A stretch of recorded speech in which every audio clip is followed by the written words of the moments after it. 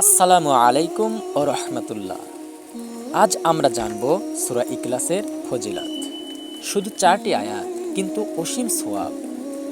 সূরা ইখলাস কোরআনের 112 নম্বর সূরা, মাত্র 4টি আয়াত। এটি আল্লাহর একত্ব তাওহীদ প্রকাশ করে। ছোট সূরা হলেও এর গুরুত্ব অসীম। রাসূলুল্লাহ সাল্লাল্লাহু আলাইহি সাল্লাম বলেছেন, কুল হুয়াল্লাহু আহাদ। সূরা ইখলাস পড়া কোরআনের 1/3 সমমূল্য। অর্থাৎ শুধু একবার পড়লেই আমরা প্রচুর সওয়াব লাভ করি। দিনে 3বার ইখলাস পাঠ করলে আল্লাহ শয়তান থেকে রক্ষা করেন। মৃত্যুর সময় এই সূরা পাঠ করলে আল্লাহ জান্নাতে প্রবেশের পথ খুলে দেন। সুবহানাল্লাহ। নামাজে ফাতিহার পর এটি পড়া আল্লাহর কাছে খুব প্রিয়। প্রতিদিন ইখলাস পড়া আমাদের জন্য রহমত ও সওয়াবের উৎস।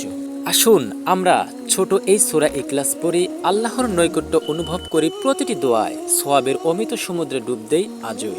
ভিডিওটি ভালো লাগলে লাইক, কমেন্ট ও সাবস্ক্রাইব করতে ভুলবেন না।